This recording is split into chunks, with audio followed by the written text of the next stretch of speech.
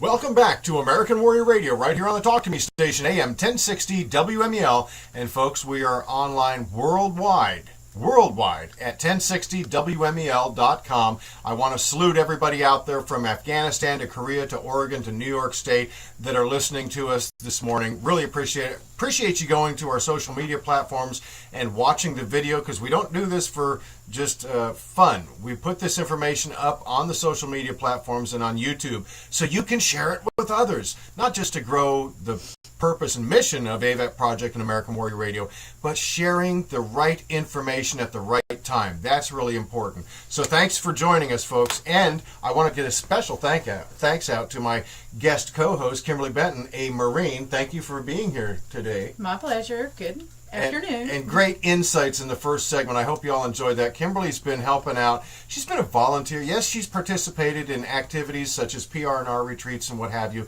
but she's been an active volunteer in helping us help our troops for many, many years now.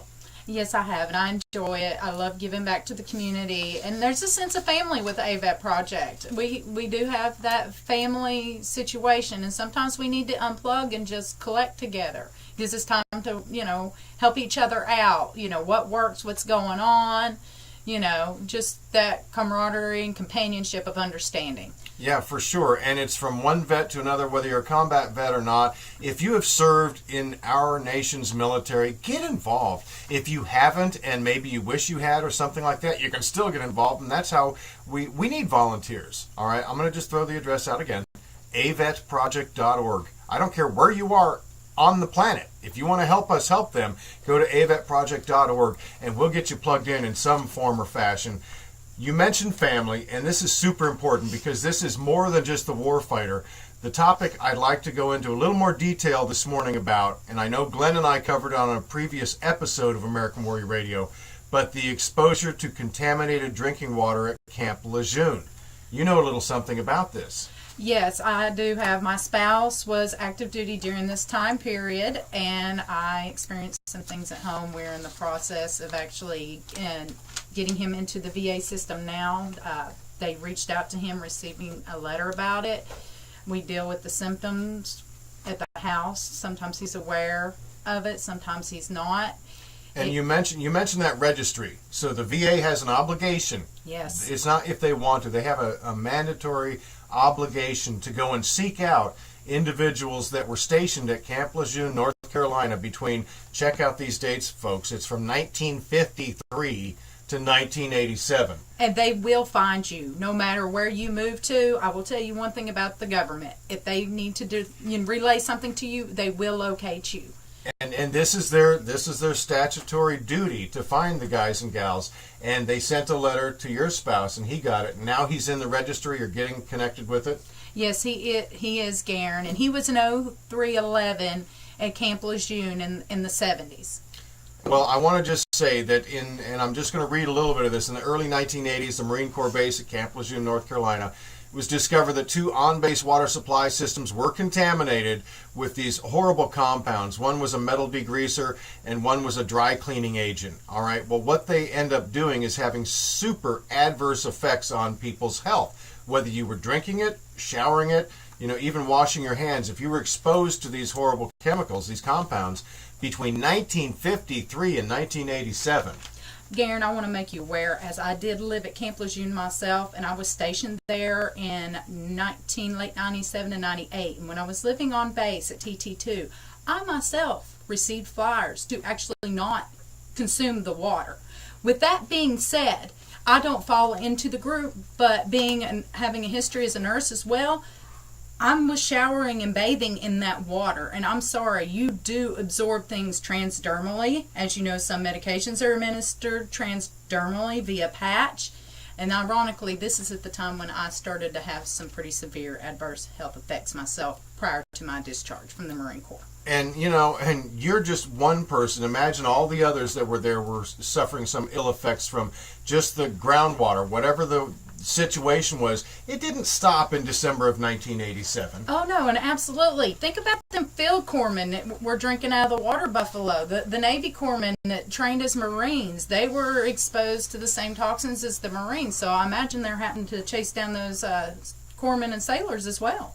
So if you are somebody or you know somebody that was stationed at Camp Lejeune, North Carolina during that time period, I mean, we're talking 3 decades there, people, 3 decades plus. Even those that followed, and you said you were there in the mid to late 90s, and there were still issues and flyers floating around base saying, don't drink the water. Yeah. That's horrifying. You know what I mean? It's in our military, and this is what we're subjecting our guys and gals to. It's ridiculous, but they have made some progress in trying to recognize their fault. Okay, and the government seldom says, yeah, mea culpa, yeah. Well, they are this time, and you know why, people? This happens with all presumptive service-connected disorders that make it on one of their lists. After time and compilation of so much data and information from warfighters and family members, thinking spina bifida with the Agent Orange exposed vets. Exactly. Their family members, the numbers jump off the charts. And then the scientists at National Institutes of Health have to look at it and go, wait a minute. Here's our general population down here at the baseline, and boom, here's this huge spike with people that were exposed to these particular environmental toxins or cancer-causing agents, whatever it is. So they end up having to go, okay, I think there might be a correlation. Absolutely. Same thing happened, like you said, with Agent Orange. It took them a while. It took a lot of vets. And they're still adding to the list. Yeah. They're still adding to the list. Well, there's some horrible health disorders, and we'll mention that list again. That's what Glenn and I wanted to inject on the prior episode, but I want to just talk for a moment because there's health benefits that are now being paid to people that are adversely affected by this list of diseases, and I don't know, maybe let's just cover that list. And I know there's some horrible things here, and some of them it's like alphabet soup, but esophageal cancer. What are some other ones there? We got breast cancer, kidney cancer, multiple myeloma, renal toxicity, female infertility, scleroderma, non-Hodgkin's lymphoma, lung cancer, bladder cancer, leukemia, myelodysplastic syndromes, hepatic steatosis, miscarriage, and neurobehavioral effects. Okay, those are 15 that they've identified as being related to exposure to the water on Camp Lejeune during those 3.5 decades. And one in particular is of interest to you based on your personal experience. Yes, the neurobehavioral effects. I'm often dealing with simple day-to-day activities that just don't register. It's kind of frustrating, but you have to look at it and realize, and now that I know he was exposed to this for a significant period of time, he was stationed there for quite some time, that there's a good possibility that it actually gave me peace and explained why these things were happening, because I was like, what is wrong with my spouse that, he's exhibiting these symptoms and behaviors that I can't explain. So we're in a process. We've had the blood work, but I have to stay on him because that's a part of the thing. We don't seem to remember. We need prompts. We need reminders. And before we went on the air, you gave me a quick example of something about your coffee creamer. Yeah, my refrigerated coffee creamer and other substances will often end up in the cabinets in the kitchen instead of back in the refrigerator doors and doors hanging open. He puts it away, he just doesn't get it back in the fridge. Right spot, exactly. And I know it's frustrating and a little humiliating for him because, when it registers that he did this, he's not understanding either. And it's not his fault, people, and it may be related, and chances are it is, especially since, Kimberly, you mentioned him and so many of his brothers and sisters, you Marines, were stationed there. You couldn't help. You couldn't avoid the water. We can't go, a few hours without water. No, I mean, I'm boiling water to cook supper, and of course it's going to come out of the tap, especially on E3 pay. Who can afford to go out and buy, massive jugs of water? We're just barely surviving. Exactly. So this is very important stuff. Now, we mentioned the list of those 15 disorders. Those are health benefits. In other words, the VA's recognize that, it's actually the DOD, and then they forced it upon the VA's budget to administer assistance. If you serve during that time, you or a family member, and you come down with one of those godforsaken diagnoses, you're going to be eligible to receive VA health care. Now, if by chance you're not near a VA facility, you could be out in Nebraska right now listening to American Warrior Radio, and you were there at Camp Lejeune, or maybe you're the child of somebody that was at Camp Lejeune, and for God's sake, maybe you have leukemia. Or the spouses, Garen. That's they were true. On base drinking that water. Of course. If that is you, if you're in that subset of the population, then you need to understand there are health benefits available paid through and by the VA. They may farm you out to a local clinic if you're in a rural area, but the VA has an obligation and they're going to step up and start paying for your care.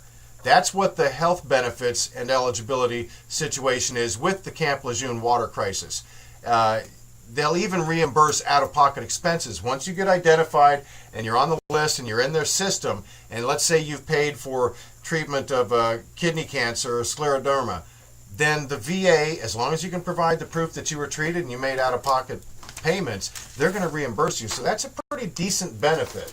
Yeah, I mean, I'm going to give him credit because apparently I let my spouse go to his first VA appointment by himself, but I said, you make sure you tell your primary when you go in there that you did receive your flyer on the Camp Lejeune water, and automatically that prompt her to run a significant panel of blood tests on him. So when he does finally get to a CMP point, they'll have everything there. I do plan on attending a medical appointment with him just because there are things that I need to bring to the practitioner's attention. Very good, and that's good advice for everybody. I mean, we got to support each other. I mean, husband, wife, brother, sister, whatever this familial situation is. If you know somebody that was at Camp Lejeune during those times, and God forbid they have one of those diagnoses, and they're pretty open-ended. The neurobehavioral effects can cover a whole lot of ground. Oh, yeah. And I mean, I'm really excited to see if they do run him through an MRI. Like I said, I was a nurse. So I plan on getting his advanced system set up through the VA so I can actually look at his blood work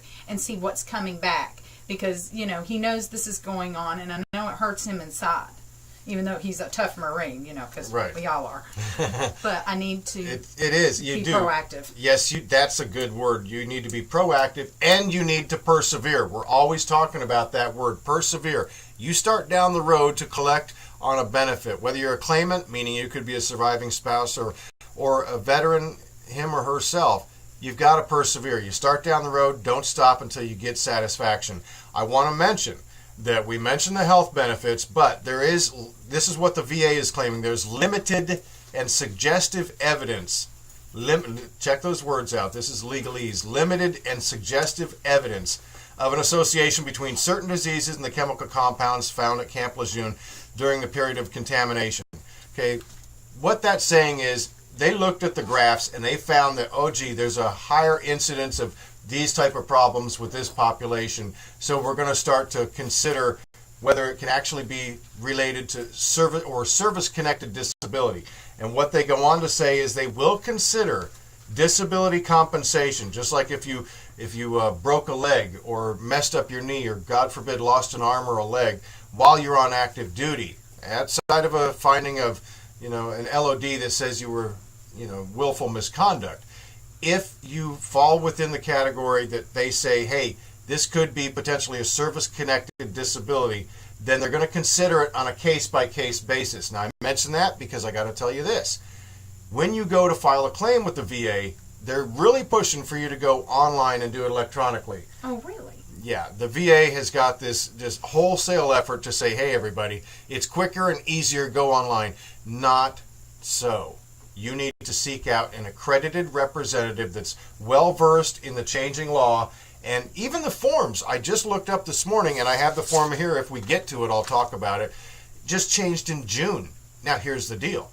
If you filed this particular form, which I'll hopefully mention in a minute, but it was prior to June, they're going to kick it back. Interesting. They're going to say, oh, that's not the form we need. We cannot consider your claim a fully developed claim. Therefore, you're on the slow list. And then they're going to send you the new form. That's a bunch of baloney. If you go to an accredited representative, he or she is going to know which form to use and how to file and how to bring the evidence together that you need. So if you are a Camp Lejeune affected veteran or family member, but particularly I'm talking about veterans right now because we're talking about service-connected disability compensation. Let's do a hypothetical, an example. If God forbid, let's use one of your husband's past friends or associates, one of his fellow Marines, came down with lung cancer. And he happened to be at Camp Lejeune in the mid-'80s. We know 2 check marks right there. He was a Marine, he was at Camp Lejeune during the time period, and add to that, he's got a diagnosis of lung cancer. Now, we've got the forming of a well-grounded claim for disability compensation because he's met that legal threshold. Did it happen in service? Yes. Is it bothering him now? Yes, he's got the diagnosis. Is there a nexus or a causal connection between the two? That's the only issue that the VA is going to have to stamp that as a well-grounded claim and assist in the development and order C&P exams, which you mentioned. What's C&P exam again? What's it? Oh, that's your compensation and pension exam. Right. It's just to confirm how bad whatever it is you're claiming is, that you have it, and evaluate how bad it is, how negatively impacting it is on your life. Well, so that scenario we just mentioned, had it in service, okay, because he was exposed to the water. He's got the lung cancer diagnosis now. Now, is there a causal connection? I think a reasonable person would assume, but they want more than that. That's why you have to see an accredited representative so they can formulate in brief language a form or a statement that your physician can make saying, yeah, you know, I looked at this Camp Lejeune information. I looked over his service record. He's got lung cancer now. Pardon me. It's at least as likely as not. That's the legal threshold. It's at least as likely as not that what he has is related to his active service, and then boom, you've got a well-grounded claim that the VA is going to consider on a case-by-case basis regarding the Camp Lejeune exposure. Absolutely. So it's super important stuff. We're gonna Good advocate. Yeah, we're gonna continue to hammer that information home because we know there are tens of thousands of not just warfighters, but their family members that are going to be impacted by this. Yeah, there's a documentation of children being born from that base and on that time that have horrendous birth defects. I mean, worse than Down syndrome, worse than cerebral palsy. I mean, just some atrocious childhood cancers, a magnitude of just different developmental disorders that their children were born with. Yeah, and it's a tragedy, and it's finally coming to the forefront in the VA to where the evidence is so heightened, is so overwhelming that they can't deny there's a relationship. So that's when they finally kick it into gear and say, okay, we're going to open the door for health benefits, VA payment of medical bills, as well as potential service-connected disability compensation for the affected veteran. Not for the spouse or the children. They'll never do that. There are spina bifida payments, but those took over 3 decades to develop and get paid, to get codified in the law to where if you're an Agent Orange exposed vet and your child is born with spina bifida, you get a special payment. I hasten to call it compensation. It's more like it's just money in your pocket to help care for your child because of your exposure to a horrible carcinogen. We talked about just a minute ago the fact that the VA is always updating and changing their forms. Now, this is super important because I just dealt with a vet. We deal with vets day in and day out. The phone at AVET Project rings in the middle of the morning. 2 a.m. people will be calling from wherever on the planet asking for help. That's how involved we are and how many people there are out there that need help with this. So I'm encouraging everybody, don't just go online to all the different methods and portals you can use to file a claim electronically. Seek out an accredited representative, somebody that knows the ins and outs and keeps up to date, because I mentioned the forms changed. Now, okay, so form changes. It's basically the same information. Why wouldn't they accept this? Because they won't. If you file a form with a claim and it's on a predated form, if it's not the current one, they're going to send it back to you. Now, should they? No. Is it written that way in the statute? That's the United States Code. That's the law of the land that Congress passes. And then they break it down into the Code of Federal Regulations, which all the agencies have to use. And then from there, they break it down into their manuals, which is how the agency actually gets the word out and conducts their business. Well, in that manual, this is the lowest rung on the statutory level. In that manual, they have decided that, hey, we're going to make changes. If we want to change this form and a vet files an old form, we're not going to accept it. We're going to send them back the new form. And your start date, it can be challenged, but for the most part, it's going to be when they get the new form. Or you're going to go in the slow boat.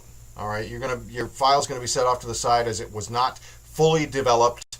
They want everything that they need to make the decision up front. In other words, they don't really want to assist in the development of your claims any more than they absolutely have to. Whereas in the past, I'm telling you, and it's proven, you could write your claim on a cocktail napkin from the American Legion poster, the VFW, and send it in, and they had an obligation, a duty to assist you in the development of that claim. Not so anymore. They found ways to set that aside. I mentioned VFW and American Legion Post. I have to get this out. Don't forget about the Patriot Day brunch, and we're fortunate to have both the American Legion here in Satellite Beach, Post 200, thank you guys, and the VFW Post here, one on Beachside and one on the mainland, the Rocket Post, sponsoring a table at the big Patriot Day brunch. So if you want to do that, go online, avetproject.org, click on the Facebook icon. You can sponsor a family, you can sponsor a table, you can come out yourself. It's just $20 a pop. It's going to be a fun time.